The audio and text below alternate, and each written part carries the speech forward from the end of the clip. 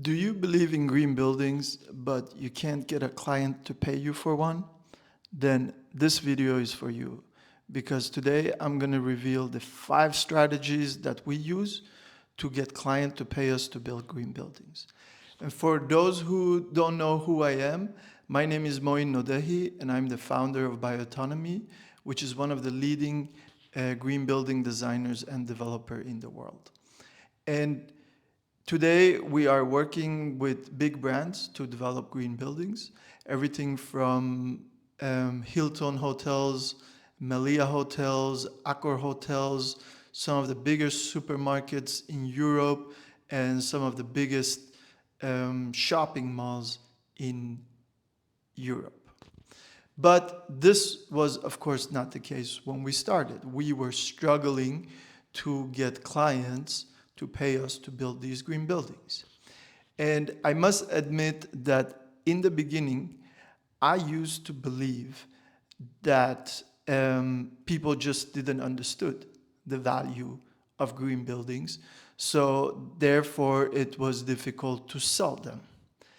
But I must also admit that I was extremely wrong. I just didn't know how to sell them. I didn't understand what it takes to really sell green buildings.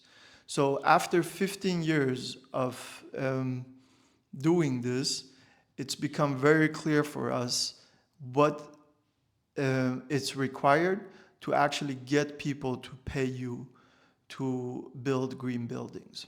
And today we're going to go through that, and I hope this will help a lot of you who are struggling with this.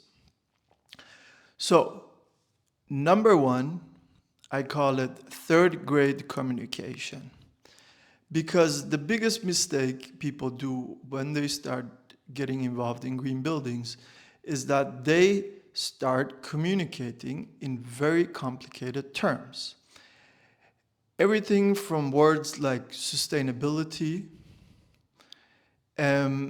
This is a word that most people don't even understand what it means. It's a very broad term. And people have different definition of what is sustainability. So then, there's all these words like net zero building, carbon-free building, biophilic design, regenerative design. The list goes on, and you probably heard a lot of them. And maybe you have a definition of these words, but you need to understand that most people have no clue what these things mean. So when you go and you speak to clients and you are using these complicated words that no one knows what they mean, you are actually not getting your message through. Maybe in your world, you think you are using the right words because that's what everyone else doing, and I was doing the same mistake. But after a while, I actually realized most people have no idea what these words mean. So stop using all these mumbo jumbo words that no one knows what they mean. You have to speak at a third grade level of language so people really understand what you're talking about. That's what's important. So do this, train yourself, remove all these complicated words that people tend to use, and keep it basic. Instead of telling people that you are going to build them a beautiful biophilic design building, just explain to them in plain words what you're going to do. And that will help you to get people to understand you. So that's number 1. That's the number 1 mistake I did, and that I see that everyone else who entered this industry do. The second thing is that you need to understand that selling features is not what people want. Instead, you need to sell them the feeling that they're looking for. I'll give you an example. It's like a vacation. If you want to go on a vacation, I'm not going to sell you the plane ticket. I'm going to sell you the beautiful beaches that you're going to experience. That's what you want. So what happens, a lot of people in this industry have a technical background, and they end up selling a bunch of features. They end up selling a bunch of components. They end up talking about things that, once again, the client don't understand, and they are not looking for that. To be completely honest with you, like, people don't even want a green building. They want buildings that perform. They want buildings that are comfortable, that have a good air inside. They want building that has little water consumption and little energy consumption. So you should be selling them that. You should be selling them the dream outcome, that their buildings are going to stay cool. That's a feeling. The green building itself, the green wall itself, is a feature. So bring this with you next time you are speaking to a potential client. Remember, and even what you want to do before you go, you want to prepare yourself and write down a list of what you believe is the dream outcome of that client, and what are the features that are required to achieve those dream outcomes. So we always say that a bad salesperson is selling the features. A good salesperson is selling the outcome, but the greatest salesperson is selling the feeling. Remember that, because this is a game changer when you start really speaking with the big clients. You really, really need to bring this with you. Number 3 is the pain is the pitch. Remember that. The pain is the pitch. What do I mean by that? Once again, people don't just want green buildings. They don't wake up one day and say, I want a green building. That's not the reality. There's a lot of people out there who have a lot of pain with their properties. Either they are paying a lot for water, or they're paying a lot for energy, or their buildings are simply overheating and it's not a comfortable space anymore, or they have bad air inside of their buildings and they don't know how to solve it. The list goes on. So these are pain points that clients have, and they are constantly looking for different solutions of solving them. And it happens that green buildings are really good, affordable solutions to help to solve these pains. So instead of you going and trying to convince the entire world of building green buildings, your chances is going to significantly change once you go and speak to the people who actually have pain. And when you find those people, remember, don't sell them the features, sell them the dream outcome. If you find someone who has a building that is overheating, then don't sell them the features of the green wall. Sell them comfortable temperatures without having to consume energy. This is what they want to hear, and this is what your solution can provide. The next point, number 4, goes like this. Who you talk to matters much more than what you offer. Let me repeat that.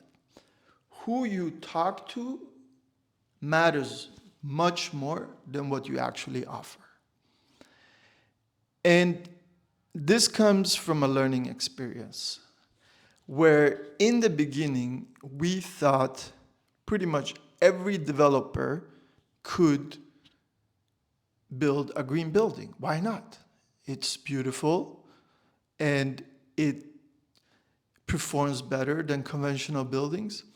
So we started knocking doors. We started knocking doors in every single industry that you can imagine.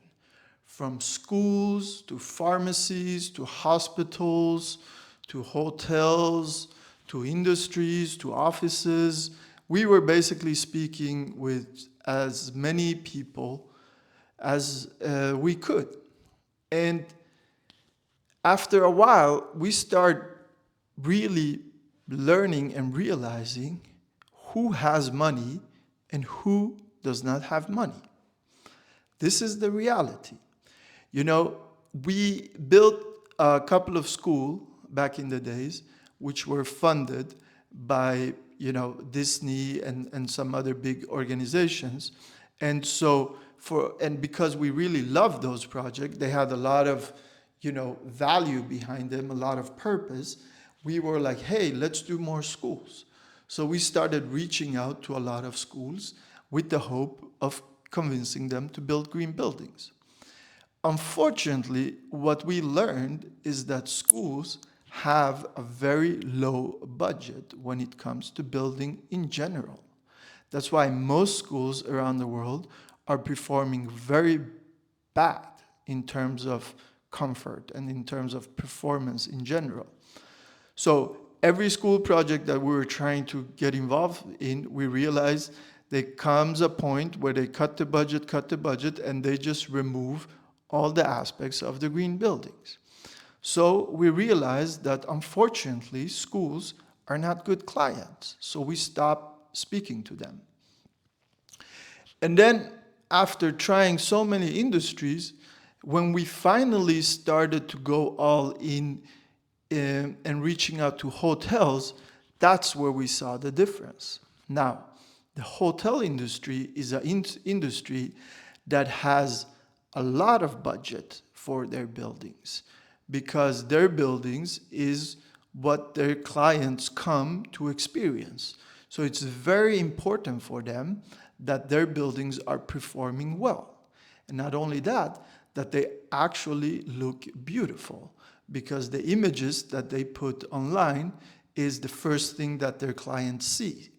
So we learned very quickly that hotels are really good people to speak to because they have money.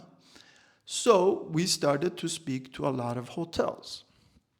And now there's a learning experience as well here because after speaking to a lot of hotels, we learned there are certain hotels that are planning to spend money, and then there are hotels that are not planning to spend money.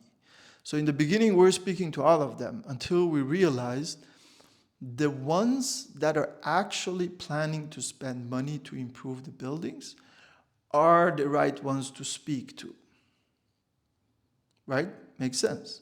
Because they have a building that they're either going to renovate or they have a project that they're going to build a new hotel. So the question is actually no longer of price because they're planning to spend that money anyway. The only question is, are they going to use your solution or are they going to use someone else's solution? So this is a game changer. You need to understand that if you are speaking to the wrong person who doesn't have money, or you're speaking to someone who has money but are not planning to spend money, you are wasting your time and you're wasting their time. And when I understood this, things really changed. We really started to speak to the right people, and they were interested from day one because what we offered was very much aligned with what they needed, right? So remember, who you speak to is much more important what you actually offer. Number 5, you need to lead the conversation. See, a lot of people like to talk, especially when they find interesting clients. I see this all the time. People go into meetings with clients and they start talking. They start talking about their solution, how good this is, how this works like that, and so much talking. And you need to understand that if you want to sell something, you need to be the person who are leading the conversation. You need the conversation to go to the point that you want. But when you start speaking, you have no information. You're just selling and talking. You have no idea actually what those people want. So you need to stop talking and start asking questions. So our rule when we go into a meeting with a client is the first 30 to 40 minutes, we just ask questions. We ask questions about who they are so we can connect personally, and we try to find some common things that we have as people, something personal. We ask them from where they are, where they grew up, what school they went to, until we find something that we have in common, right? This is human psychology, works like this. When you find things that people have in common with you, naturally you start building trust. So it's very important that you take that time to connect and to find that common thing. And then once you've found that through your questions, you start asking about their problems. What is their challenge with their business? What are people telling them about their buildings? Do they have bad air inside? Is their hotel overheating? Is there too much noise in some parts of the building? So you need to keep asking, are they losing clients because their shopping malls are overheating, So you need to ask these questions so you really understand what is their main pain point. Are they paying too much for water? Well, then guess what? Once you find that out, you should pitch them a water solution, not necessarily a green roof, right? So the problem a lot of people do in the beginning is that they just try to sell everything at once. And I did the same thing, but that's not what works. Like, not everyone wants all your solution. There are specific solutions of a green building that some people need. And okay, you will find some client that needs a couple of them, but you don't go into a meeting and just try to sell everything and just talk. You go into a meeting and prepare yourself. Look up these people. Where do they come from? What is their background? What is their work history? What is their experience? So when you come to that meeting, you have a list of questions already prepared. So you can take 30 minutes, 40 minutes to really get to know these people. And here's what you need to understand. People love to talk about themselves. So if you are talking the majority of the meeting, then they don't feel good. You feel good. You walk out of the meeting and you feel good because you got to explain all these amazing solutions that you work with. But they don't walk out the meeting feeling good. So what's important is that you ask them so much question that they actually leave the meeting feeling good, because they got to tell you all the story about their life, about their work, their challenges. People want to talk. So lead the conversation by asking questions. Lead the conversations by making people talking so they feel good. once again, people take decisions based on feelings. So you need to make them feel good in a genuine way. It's a game changer. So there's all these aspects to have in mind for getting your first client to pay you for building a green building. And you need to have all these 5 strategies in mind when you get started. And it requires you to train. You know, this doesn't happen overnight, but write these 5 strategies down. So next time before you go into a meeting with a client, you really prepare yourself and make sure you are following this, because I promise you it's a game changer. It took me 15 years to figure this out, and I want you to not have to go through what I had to go through to figure this out, because my objective in life is to help as many people as possible to master green buildings, so we can actually make our cities become the kind of healthy cities that we all want to live in.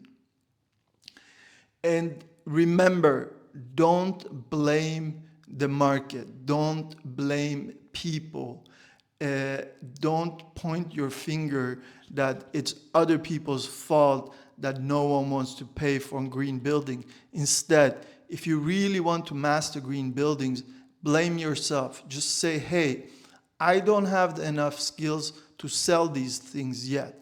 So once you accept that, then you realize that you need to improve on those skills. And once you start improving on those skills, you will see that it will become much easier to get people to pay you for building a green building.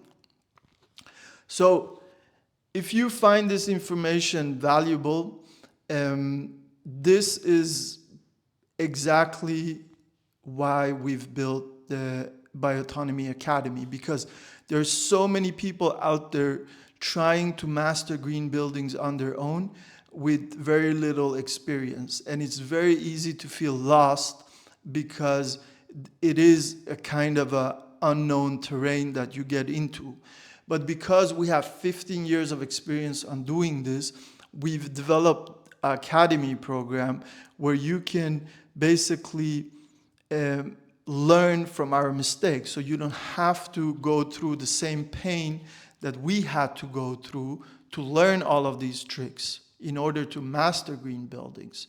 So in the academy program, we are constantly sharing this kind of knowledge and information. And you have the recorded classes that is teaching you the basics of the green building, but then you have the community aspect where we are monthly meeting together and sharing this kind of knowledge and really, really updated information, because I am constantly sharing with the community the latest project we're working on. And I am explaining how we closed those deals. How did we come to a point of closing a big brand like Hilton?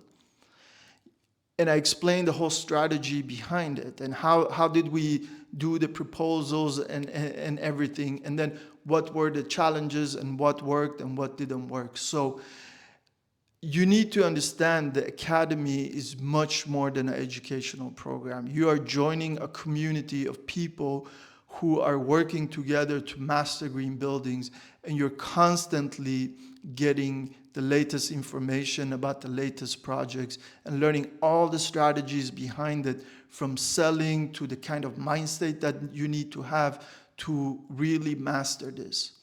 So I invite you to join our community and master green buildings faster than anyone else. I'm looking forward to see you inside. Thank you.